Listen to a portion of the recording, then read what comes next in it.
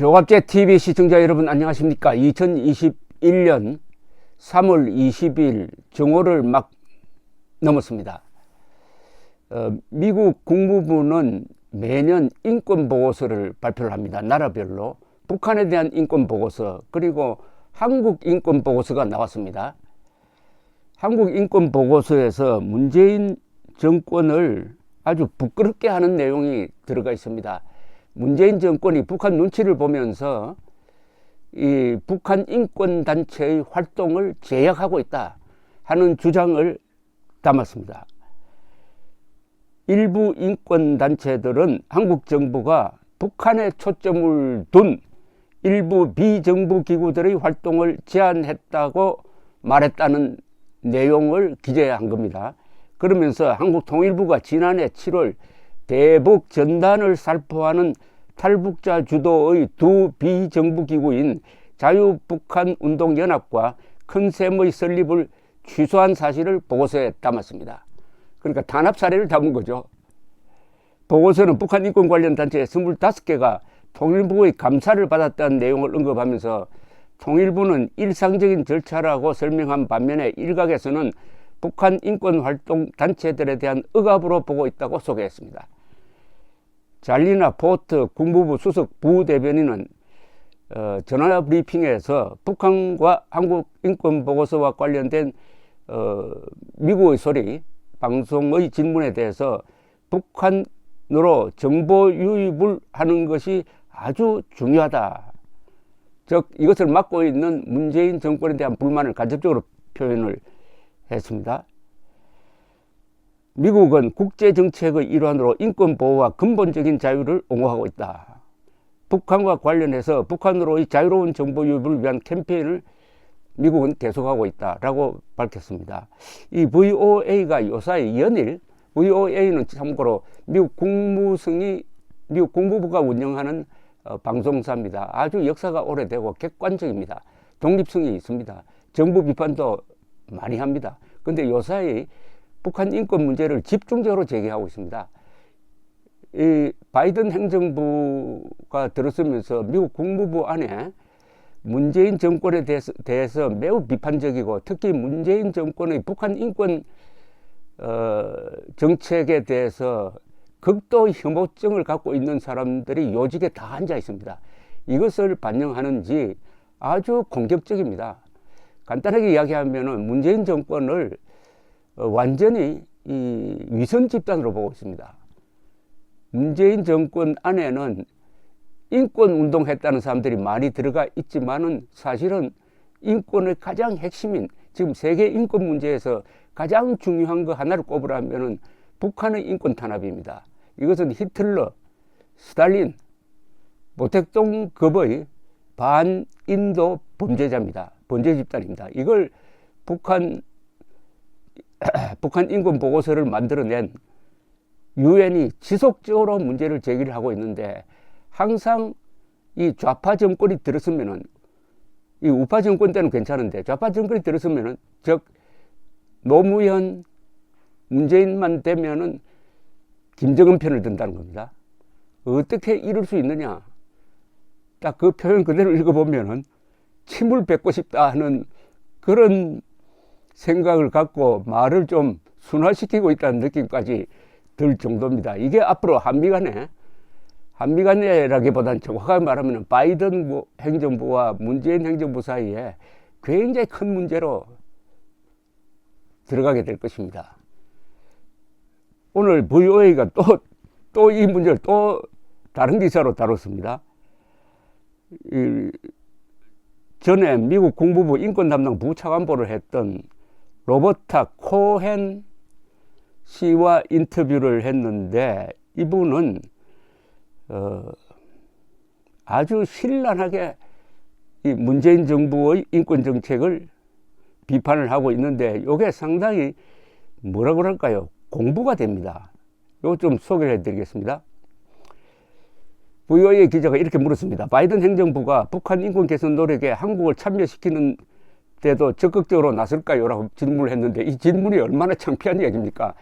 북한 인권 문제는 우리의 문제입니다. 국내법의 문제입니다. 왜냐하면 북한 주민들은 헌법상 대한민국 국민입니다.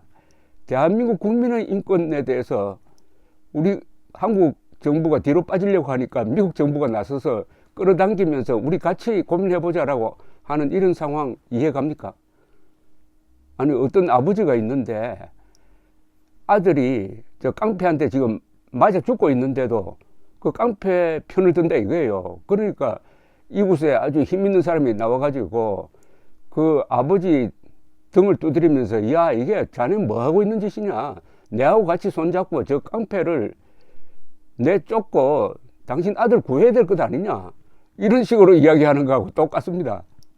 이 질문 자체가 문재인 정권에 침을 뱉는 거죠. 당신들은 가짜 민주주의자고 가짜 인권운동가 아니냐 하는 이야기를 내포한 이야기인데, 여기에 대해서 로버타 코헨 전 부차관보의 설명이 아주 근사합니다. 제가 소개를 해드릴게요. 미국은 한국과 의견을 일치시키려고 노력할 것입니다. 문재인 정부는 유엔과 남북관계에서 인권을 긴장 요소로 간주하고 남북관계에서 인권 문제를 빼려고 합니다. 그리고는 두 문제를 동시에 다룰 수 없다면서 핵무기 문제와 인권 중 하나를 택해야 한다고 말합니다. 하지만 이런 접근법은 문제시대에 의합니다. 지미 카터, 로널드 레이건 행정부가 북한보다 훨씬 핵 강국이었던 옛 소련과 협상할 때도 인권은 늘 의제로 올라와 있었습니다. 1975년 동서진영 35개국 사이에 체결된 헬싱키 협약 체결과 관련해서도 소련 내 유대인 이주와 정치범 석방, 종교 박해 문제 등이 논의되고 관련 조치가 뒤따랐습니다. 이 모든 핵 문제 협상과 동시에 이루어졌다는 이야기입니다. 현재 세종연구소 이사장으로 있는 문정인 씨가 핵과 인권을 동시에 다룰 수 없다고 했는데, 역사적 사실은 그렇지 않다는 반론이 제기돼야 합니다. 오히려 인권 문제를 논의하지 않고는 핵 합의가 성사된 전례가 없습니다. 핵 문제와 인권 문제는 같이 가야 된다는 겁니다. 어느 하나를 위해서 어느 하나를 희생해서는 안 된다는 겁니다. 백면서생 같은 소리 하지 말라는 이런 이야기죠. 경험자의 이야기입니다. 인권 문제가 대두되면 대북 협상이 깨질 위험이 크다는 게 한국 정부의 논리인데요 라고 기자가 물으니까 코헨 전 부차관보는 인권 문제를 열외로 취급함으로써 북한으로부터 적대시 정책 비난을 받지 않으려는 노력은 모두 실패했습니다. 모두 실패했어. 그런 식으로 눈치 봐도 아무 효과가 없었다 이 말이죠. 문재인 정부는 북한의 비위를 맞추려고 합니다. 그리고 인권을 평화의 걸림돌로 여깁니다. 아니, 이게 말이 됩니까? 인권이 평화 그 자체인데 그 인권을 무시한 평화는 공동묘지의 평화 아닙니까? 그것은 김정은이가 좋아하는 평화지, 북한 주민과 한국인들을 해치는 것을 그걸 평화라고 거짓말하고 있다는 얘기죠. 인권을 그저 문 앞에 놔둘 수 있는 문제라고 생각하는 거죠.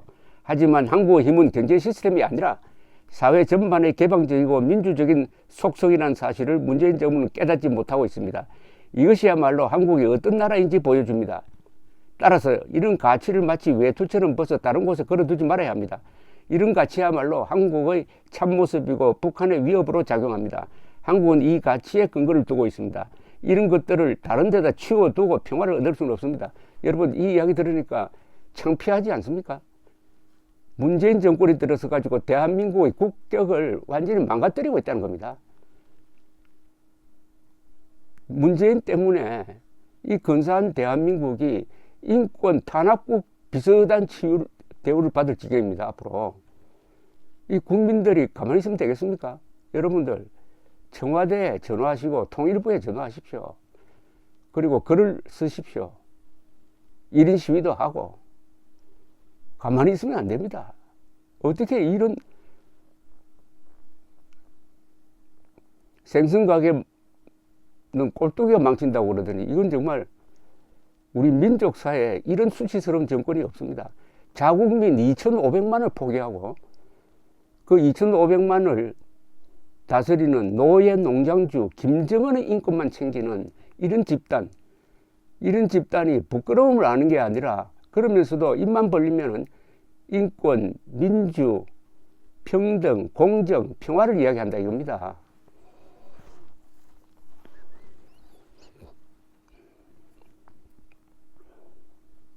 북한 인권에 대한 한국의 소극적 태도가 국제사회에서 어떻게 받아들여지고 있습니까? 라고 기자가 물었어요. 코hen 전 부참보는 이렇게 이야기합니다. 한국이 유엔에서 어떻게 행동했습니까?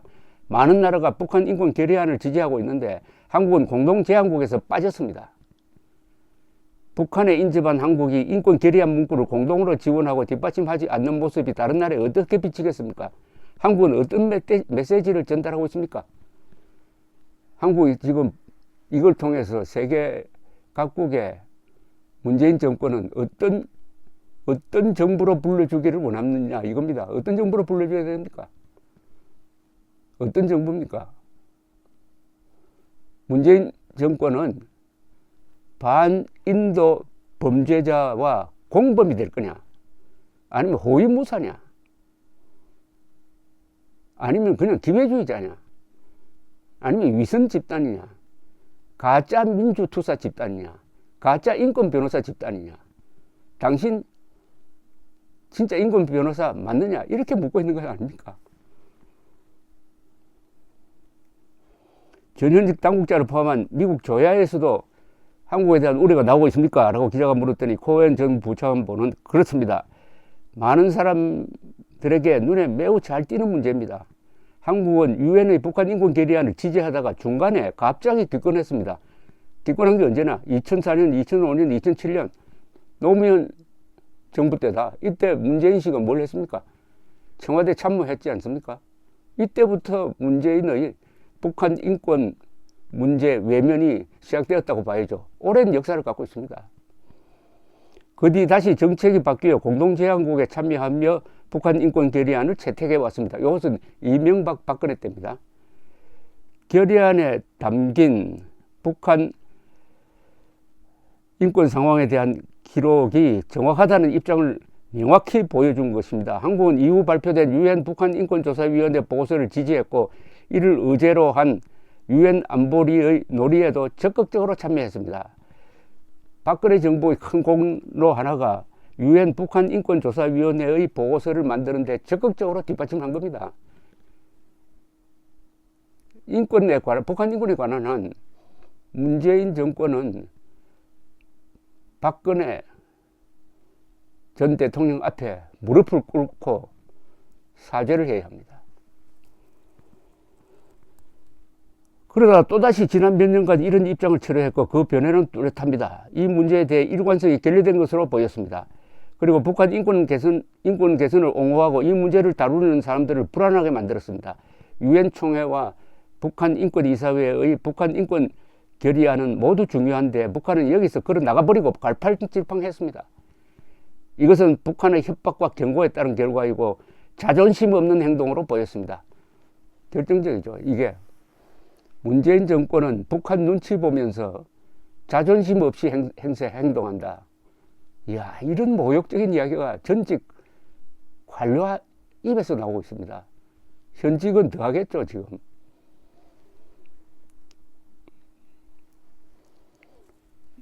대한민국을 부끄럽게 하는 문재인 정권, 가짜 인권 운동가 집단, 가짜 인권 변호사들 모임, 가짜 인권 변호사들 모임입니다. 이 정권 안에 변호사 출신들 많아요. 가짜 인권 변호사 모임, 이퀄 문재인 정권, 반인도 범죄 옹호 집단. 이게 양심 있는 세계의 지도층 눈에 비친 문재인 정권이고 이 정권을 만들어낸 게 국민이다 이겁니다. 국민도 책임져야 합니다. 감사합니다.